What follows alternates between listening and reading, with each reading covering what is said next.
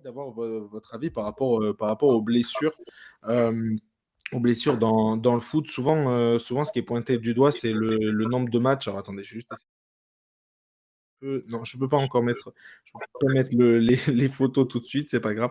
Je disais, voilà, les blessures dans le foot, on l'a vu là pendant cette trêve internationale. Rien que pendant cette trêve, il y en a eu beaucoup des blessés. Il y a eu Vinicius, Kamavinga, Gavi, Onana, David, là, on en a parlé pas mal de Zaïre Emery. Voilà, Gavi, et d'ailleurs, c'est une très très longue blessure, hein. Il est absent jusqu'à l'année prochaine. Enfin, il est absent Ouais, pendant c'est les croisés, ouais. 7 à, voilà, ça Gavi, s'est c'est les croisé croisés. 7 à 9 mois. Donc, normalement, il sera même absent pour le prochain Euro en 2024. Donc, voilà, c'est une très très longue absence pour Gavi. Et Euh, Kamavinga, le genou aussi, croisé latéral, donc c'est moins grave, mais c'est quand même une grosse blessure aussi, Kamavinga. c'est clair. Donc, voilà, donc il y a pas mal. Donc, c'est une vraie hécatombe, hein, voilà, que cette compétition, que cette trêve internationale-là. Donc, c'est assez fou. J'avais juste envie d'avoir votre avis. Pourquoi il se passe ça? Est-ce que, David, est-ce que selon toi, ce qui se passe là, c'est dû au trop gros nombre de matchs joués par les joueurs, en fait, actuellement? Est-ce que le Bien calendrier sûr. est trop chargé?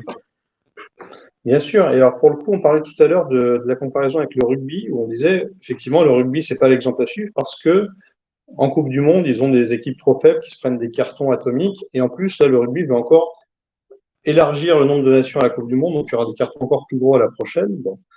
Mais par contre, le rugby fait un truc, c'est la protection de la santé des joueurs avec un nombre limité de joueurs, de matchs par joueur international dans la saison. Et Mhm. on va forcément finir par arriver à ça au football parce que là, ça devient n'importe quoi. Les compétitions s'empilent en permanence. C'est évidemment toujours les mêmes joueurs qui jouent tout parce que les entraîneurs ont skip et ils s'y tiennent. Et effectivement, là, il y a trop de blessures tout le temps, quoi. Ça fausse le spectacle, ça fausse le jeu, ça, Et, ça, et ça, ça après, tue la carrière des joueurs. et c'est ce que j'allais dire, c'est parce que ça peut avoir une vraie incidence sur la carrière. J'avais dit là quelques joueurs, quelques joueurs, j'en avais cité quelques-uns, mais si seulement je les avais tous cités. Donc voilà. Par exemple, en Espagne, on a aussi Oyarzabal, donc joueur de la Real Sociedad. On peut parler aussi de Joan Le Penorme, ça c'était avec les U21. On peut parler donc de Marc-André Ter Stegen avec l'Allemagne, de Marcus Rashford avec l'Angleterre. Bastoni, donc voilà, l'Italie, McKennie, donc ça c'était avec les États-Unis, Erling Haaland avec la Norvège, donc il y a énormément de blessés, il y a une vraie hécatombe. J'avais un autre truc, voilà, un autre profil entre guillemets à vous présenter. On se rappelle tous hein, de la saison monstrueuse de Pedri en 2020. Donc à l'époque, il avait enfin voilà, saison ouais, 2020-21, il avait 18 ans, donc c'était pas pardon, hein, c'était pas 2020, enfin c'était 2021, plutôt l'année. Ouais, Il y à a pas l'époque, longtemps. il avait 18 piges. Il avait terminé la saison globale, hein, donc une seule saison à 73 matchs. Voilà, 18 ans, 73 matchs. Depuis, en fait, c'est simple, hein, Pedri, il a enchaîné les blessures. Là, il est en train de revenir. Il revient, mais je vais vous les citer rapidement. Donc, depuis cette saison-là, donc saison 2021, c'est blessure à l'ischio-jambier, donc 11 jours. Blessure à l'ischio encore 102 jours. Blessure à l'ischio encore une fois 77 jours. Blessure musculaire 64 jours. Puis encore blessure à l'ischio, 46 jours, 71 jours. Donc voilà, depuis cette grosse saison-là, Gavi, il peine vraiment à enchaîner une autre saison. Et ça, j'ai l'impression que c'est quand même symptomatique de ce qu'il a réalisé avec ses 72 matchs en une saison. T'en penses quoi, toi, Greg? Bah oui, oui.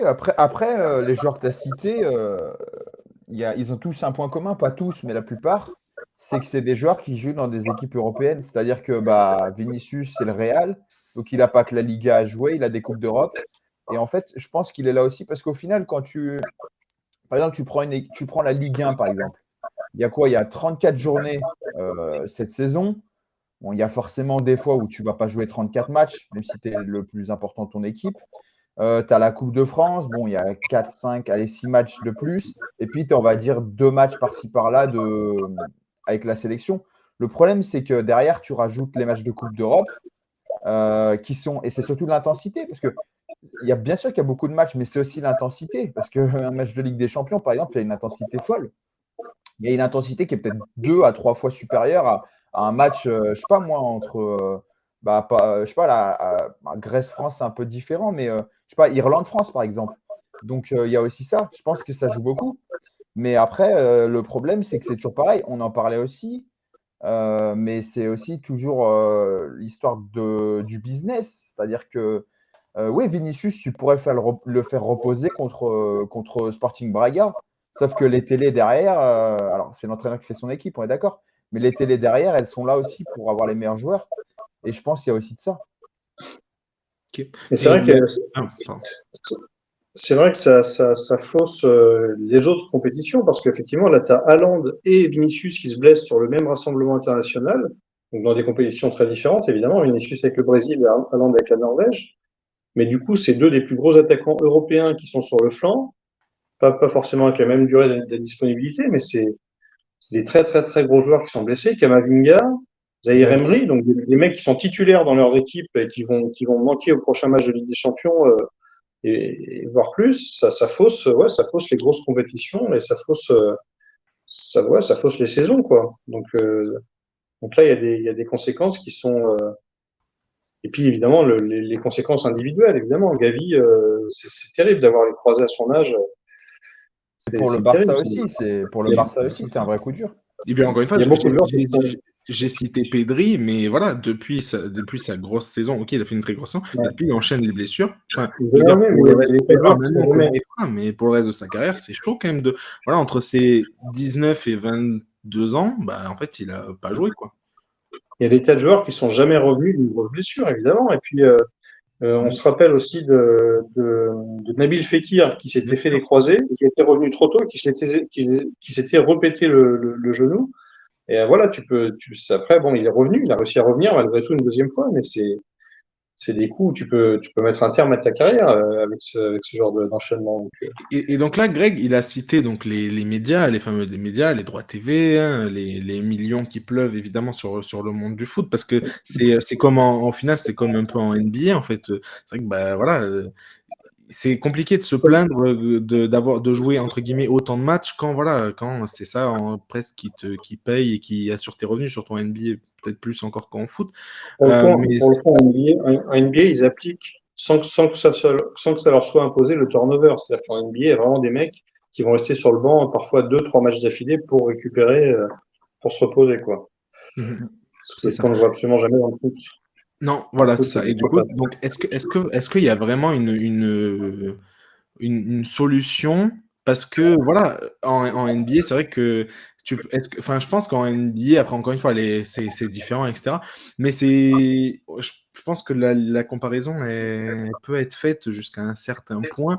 Parce qu'en fait, au bout d'un moment, voilà, c'est vrai que, bah, ok, il y a un turnover, voilà, mais parce que presque le match, il est, entre guillemets, moins important. Perdre un match en NBA, c'est quand même moins important que, par exemple, perdre un match en Ligue des Champions quand c'est des phases à élimination directe. Non, puis la NBA, il y a des playoffs, donc c'est pas grave si tu fais tourner en saison régulière du moment que tu te qualifies pour les playoffs.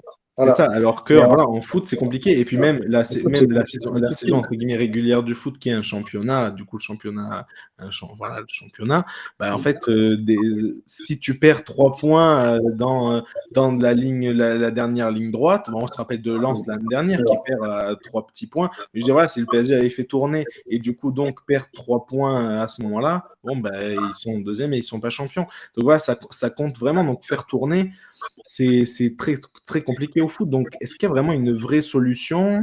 Est-ce que si tu fais un capping, si tu dis un joueur ne peut pas jouer un joueur professionnel ne peut pas jouer plus de 50 matchs par saison, par exemple, tu donnes 50. Ouais. Et donc là, c'est une négociation entre le club, sa sélection, pour se répartir les 50 matchs. Voilà. Et donc, faut que tu fasses l'impasse tu sais qu'il faut faire l'impasse sur 15 matchs dans la saison, tu choisis les 15 matchs, c'est moins important pour ce joueur-là. Et puis, s'il a des blessures, il y a des matchs qui sont consommés tout seuls. S'il a des suspensions, il y a des matchs qui sont consommés tout seuls. Donc, ça devient effectivement une gestion compliquée. Mais c'est ce qu'ils font au rugby. Hein. Au rugby, voilà, Antoine Dupont, il a fait la moitié des matchs avec Toulouse, parce que c'était une année de Coupe du Monde. Et voilà, et c'est comme ça, et c'est la règle du jeu, ils l'acceptent. Alors, ils sont pas contents, hein, mais c'est la règle du jeu. Les clubs sont pas contents, évidemment. Et Mais est-ce que bon. par exemple, toi, Greg, tu penses que c'est une solution? Est-ce que toi, tu en as une autre? Tu vois quelque chose d'autre possible à faire? Est-ce que. Bah oui, ça peut être une solution, bien sûr, toute solution est bonne à prendre. Maintenant, je suis pas sûr que tu dis ça à Haaland ou Mbappé, je suis pas sûr que il va accepter. Et j'adore Antoine Dupont, mais Haaland et Mbappé ont 100 fois plus de pouvoir que lui, rien qu'avec leur agent, rien qu'avec. Parce qu'un entraîneur fait ça, ok. Déjà, l'UEFA ne fera jamais ça parce que l'UEFA est là pour vendre ses matchs. Bien sûr. Donc voilà, tout comme la LFP en France, la Liga en Espagne, tout ça. Donc voilà. On est là pour vendre ses matchs et tu fais ça à Mbappé, bah peut-être que derrière il va aller voir Nasser, il va lui dire bah écoutez, vous êtes gentil, mais votre entraîneur, moi il me met pas dans le match. Bah voilà, peut-être que l'entraîneur 2 mois après il est parti. Et puis je suis pas sûr que ces joueurs-là veulent aussi le faire. On voit qu'Mbappé là il veut faire les JO, donc ça lui ferait encore plus de matchs. Voilà. Après je sais pas, peut-être que un temps de récupération plus poussé, je sais pas. Après, C'est vraiment compliqué comme débat. il y avait peut-être une piste. J'avais discuté, j'avais eu la chance de discuter avec, comment s'appelait ce joueur? Je crois que c'était Rémi Garde, un ancien joueur d'Arsenal. Est-ce que Oui, c'est c'est possible. bien lui, Rémi Garde, qui a joué à Arsenal et qui avait Ancien été, coach de l'OL? Ouais, voilà, un- c'est un- de ensuite, l'OL, ce que j'allais dire après. alors, non, qui avait été ensuite adjoint d'Arsenal, un adjoint de Wenger à Arsenal. Je sais plus, j'ai un doute sur le nom de de cet Un homme. Enfin Français? bref, ouais, un Français, ouais. Français qui avait joué à Arsenal, puis qui était devenu l'adjoint d'Arsène Wenger à la fin de sa carrière de Et il joueur. s'appelle Rémi. Non, j'ai un doute sur son nom. Ah, Je vous dis peut-être une bêtise. Donc, excusez-moi on va si chercher c'est ça, pas du hein. tout lui. Peut-être que c'était lui. En tout cas, j'avais eu la chance de le connaître une fois. Il m'avait raconté que Arsène Wenger, il avait une technique, c'est qu'il demandait à calculer bien avant que ça devienne la norme. Aujourd'hui, tous les kilomètres parcourus par les joueurs sont scannés, etc., par tout un tas d'experts. Mais à l'époque, lui était précurseur en la matière. Il demandait à calculer les kilomètres parcourus par chacun de ses joueurs. Et quand il voyait qu'un joueur avait baissé de volume d'un match au suivant, il le mettait au repos sur le match suivant, justement pour qu'il récupère. Il anticipait la courbe de fatigue, si vous voulez. C'est-à-dire qu'il n'attendait pas que le joueur soit cramé avant de le mettre au repos. Il analysait ses stats. Et s'il voyait qu'il avait couru moins de kilomètres que le match précédent, il se disait peut-être qu'il a besoin de repos pour retrouver la plénitude de ses moyens pour la suite de la saison. Et donc voilà, c'est une espèce de turnover par anticipation et sur des bases objectives d'effort. Bon, ça c'était évidemment le choix de l'entraîneur, donc c'est plus facile, mais il y a peut-être Ouais. des pistes objectives. En tout cas, je sais que le syndicat des joueurs, la FIFPro, syndicat des joueurs internationaux, réclame ce genre de mesures pour caper le nombre de matchs par saison, etc. Et peut-être qu'ils vont avoir gain de cause. Parce Après, que là, Après, je sais pas, on sait qu'on suit pas mal quand même la NBA, David et moi, je sais que moi, il y a beaucoup de joueurs qui se plaignent hein, en NBA de ce nombre de matchs-là, beaucoup plus qu'en foot, j'ai l'impression. J'ai l'impression qu'en foot, c'est peut-être presque l'inverse, les joueurs veulent jouer le plus de matchs possible, limite s'il n'y a pas d'entraînement bah, presque pour eux, bah, on l'a vu, hein, je dis pas, par exemple, Hazard l'a dit récemment. C'est-à-dire, pour lui, les entraînements, c'était un peu une tannée et il voulait non, mais juste des matchs. Donc, les joueurs, ils préfèrent jouer tous les 3 jours et pas avoir de décrassage et d'entraînement entre les matchs, ça c'est sûr. Et puis après, l'autre truc qu'évoquait Greg, c'est qu'un joueur comme Mbappé ou comme Cristiano Ronaldo, il veut jouer les petits matchs contre les équipes faibles parce qu'il veut soigner ses stats, il veut mettre son triplé ou son quadruplé. Donc ils seront pas OK pour qu'on leur enlève les matchs contre Lorient et contre Guingamp, ces joueurs-là. Mais bon, faudra bien trouver à un moment donné une solution parce que là, les calendriers. Après, c'est vrai que la FIFA et l'UEFA qui se tirent la bourre pour avoir toujours plus de compétitions, ça n'aide pas. La pression de la Ouais, Super League aussi, parce qu'il faut. Elle revient la Super League. Hein. J'ai vu des déclarations récentes de Florentino Pérez. Il va relancer la Super League. Ils sont en train de gagner leur procès. Vous savez qu'il y avait des procès qui étaient toujours en cours pour la suite à la tentative de Super League et que Mhm. en fait le Real Madrid et la Juventus sont en train de gagner leur procès. Et donc, ils vont retenter une deuxième version de la Super League. Donc ça, c'est des pressions à toujours plus de matchs, toujours plus de spectacles, etc. c'est clair que tout ça, ça va pas dans le sens de la santé des joueurs. Hein. Ouais. Et Après, en plus, ils veulent faire maintenant des matchs aux États-Unis, en Arabie Et Saoudite. oui, Donc là aussi, pour la récupération. bien sûr. encore plus compliqué. Ouais. Donc ouais, j'avoue que entre guillemets, est-ce que c'est plus, voilà, les droits télé, l'argent d'un côté, voilà, les stats aussi qui penchent, puis ben, la récupération, le fait Et puis après, de réussir à récupérer et tout. après, je me fais l'avocat du diable, mais malgré tout, alors je parle pour les grands clubs, hein, City, tout ça, euh, grâce à ce nombre de matchs, ça permet aussi à des joueurs peu cotés ou sous-cotés ou qu'on ne connaît pas de pouvoir jouer. Par exemple, en Angleterre, où eux, ils jouent vraiment trop parce qu'il y a la Carabao Cup, il y a la FA Cup, enfin, voilà. Mais les jeunes de City sont bien contents de pouvoir jouer, je sais pas moi, par exemple, Bien sûr. Newcastle en Carabao Cup. La Carabao Voilà. Cup, bien sûr. Mais le Mais problème, c'est bien que ça sûr. concerne aussi que les gros clubs. Les petits clubs ont pas non plus on n'a pas non plus un effectif pléthorique pour faire ça, quoi. Non, ça concerne que les gros clubs, mais les joueurs dont on parle, là, qui se blessent en rassemblement international, sont par définition des gros joueurs qui jouent dans des gros clubs. Donc c'est eux qui jouent ces matchs en plus, Et qui comme sont j'ai, exposés aux mais autres. comme je l'ai dit, il faudrait. Alors, on peut pas vérifier, mais ça serait intéressant de voir parce que, comme j'ai dit, comme par hasard, ce sont que des joueurs qui jouent même les Ligues des Champions, quoi. Pas Bien tous, hein, sûr, Le Penant, il la joue pas, mais c'est peut-être aussi ça qui fait que, voilà. bien sûr, c'est l'intensité, tu as raison. C'est des matchs où ils Ah consomment, ouais. ils crament beaucoup plus d'énergie et ils sont à la limite. C'est la plupart des blessures sont des blessures de fatigue avant d'être des blessures tout court. Après, bon, bien sûr, ils se prennent des coups, mais le corps est fragilisé avant même que le coup n'intervienne. Hein. C'est Ça, clair. c'est sûr. Et puis les terrains également, parce que quand tu as joué à Gibraltar, par exemple, on en parlait, mais c'est pas le même terrain que celui de Nice, quoi. Donc aussi, les Ah ouais. organismes sont. Voilà. Donc ouais, il y a plein de choses à changer, mais c'est tellement compliqué. Le débat est tellement. Mais le débat est hyper intéressant. Ah, on a fait beaucoup de débats aujourd'hui avec pas mal de choses qu'on aimerait changer, mais c'est vrai que c'est compliqué. Il y a jamais, voilà, en fait, c'est très, très, très, très dur de trouver je veux Mm. dire, voilà, la solution qui convient à tout le monde, la solution parfaite. C'est vrai que là, voilà, on a beaucoup parlé d'entre guillemets d'overdose de matchs. Il y a beaucoup, beaucoup, beaucoup de matchs en ce moment, qu'il n'y a jamais eu autant de matchs de foot, voilà, qu'actuellement, etc. Pareil, on continue de vouloir allonger toujours plus de participants aux Coupes du Monde, toujours plus de participants aux Euros, toujours plus de participants à tout. Bon, après, voilà, par exemple en Ligue 1, ben, il y a moins de clubs, etc. Enfin, voilà, en fait, c'est ça aussi ma question là que j'avais envie de vous poser pour terminer. Euh, et comme tout à l'heure, par rapport aux petites équipes, entre guillemets, dans, pardon, On a l'euro, ouais. dans le dernier, ouais, voilà, dans le dernier débat par rapport à l'euro. Est-ce qu'il n'y a pas quelque chose à trouver avec, est-ce que la solution serait pas, par exemple, de faire, après, voilà, ça rentre dans le truc de, voilà, vouloir marquer plus de buts contre des plus petites équipes, etc., comme tu le disais, David, tout à l'heure. Mais est-ce que finalement, voilà, la Ligue 1 n'a pas bien fait de mettre son championnat à 18? Et est-ce 18, que le ouais. nombre de matchs pourrait se Et surtout, réduire par et rapport à surtout de supprimer la coupe de la Ligue. Parce que comme le ça? disait Greg, en Angleterre, ils ont toujours la Carabao Cup, qui est une ancienne coupe de la Ligue française. Et ça, c'est des matchs vraiment en trop, quoi, clairement.